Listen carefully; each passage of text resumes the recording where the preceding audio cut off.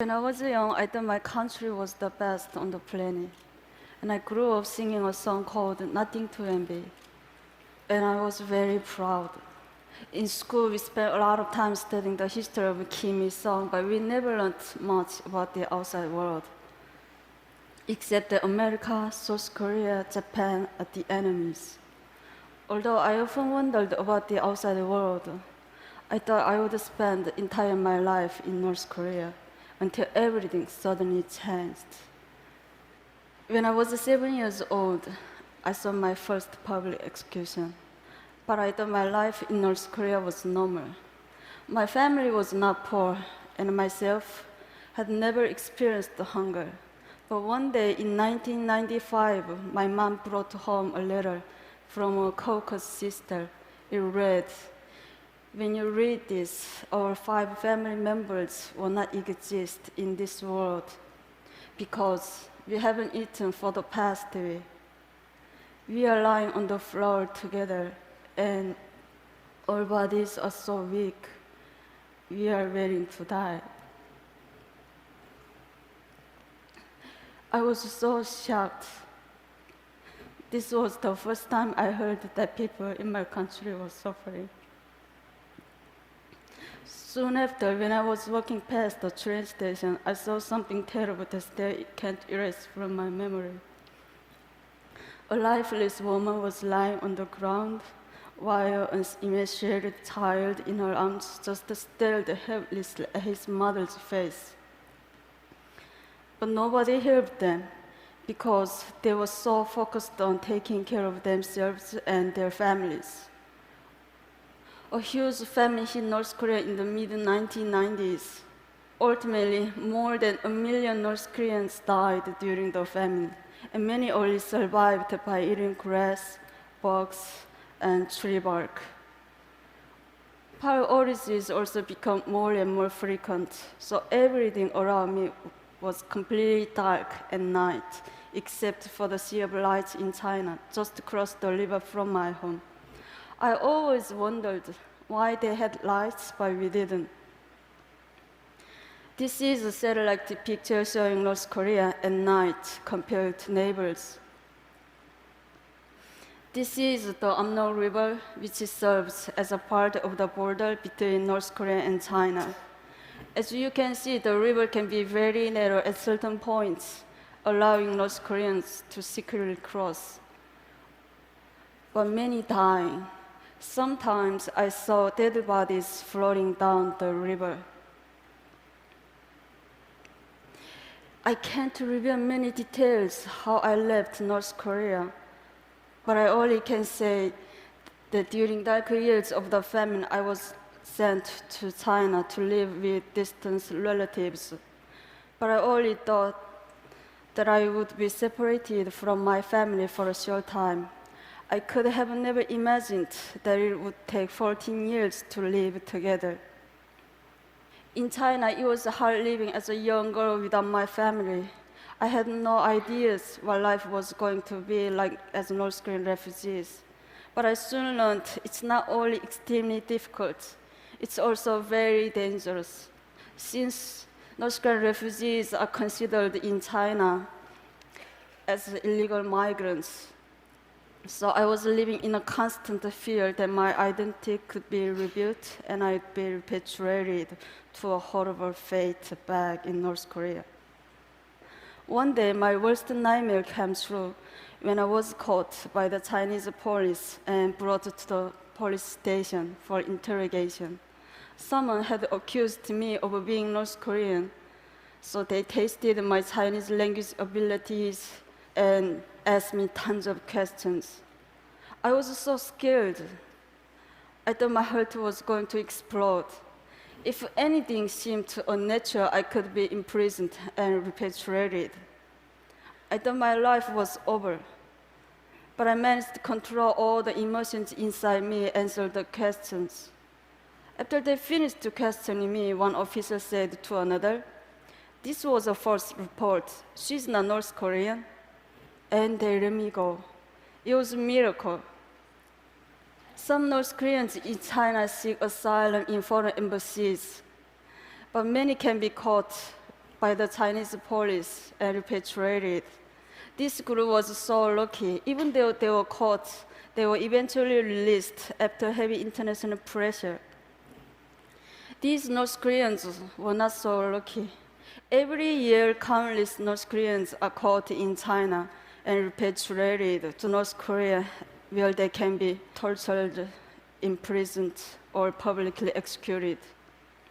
Even though I was really fortunate to get out, but many other North Koreans have not been so lucky. It's tragic that North Koreans have to hide their identities and struggle so hard just to survive. Even after learning a new language and getting a job, their whole world can be turned upside down in an instant. That's why after 10 years of hiding my identity, I decided to risk going to South Korea. And I started new life yet again. Settling down in South Korea was a lot more challenging than I had expected. English was so important in South Korea, so I had to start learning my third language. Also, I realized there was a wide gap between North and South. We are all Korean, but inside we have become very different due to 67 years of division. I even went through an identity crisis. Am I South Korean or North Korean? Where am I from? Who am I? Sadly, there was no country I could proudly call my own.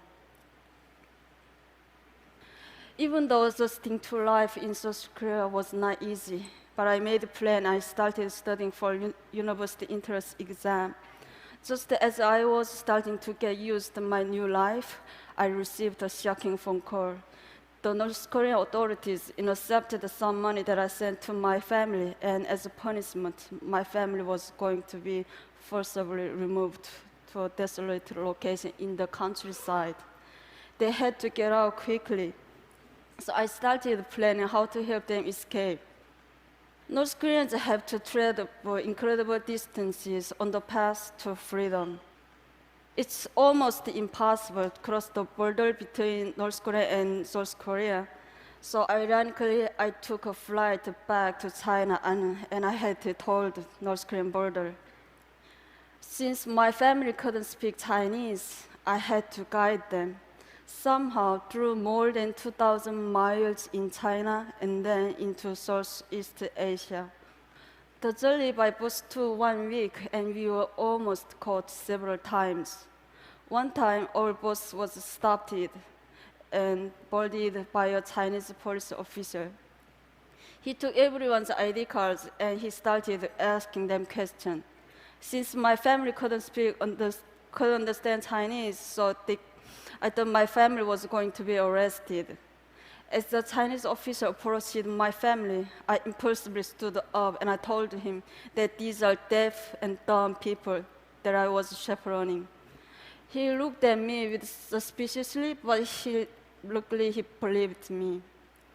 We made it all the way to the border of Laos, but I had to spend almost all of my money to bribe the border guards in Laos.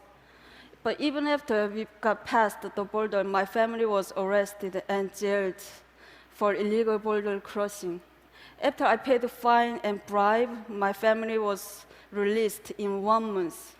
But soon after, my family was arrested and jailed again in the capital of Laos. This was one of the lowest points in my life. I did everything to get my family to freedom, and we came so close. But my family was thrown in a jail just a short distance from the South Korean embassy. I went back and forth between the immigration office and the police station, desperately trying to get my family out.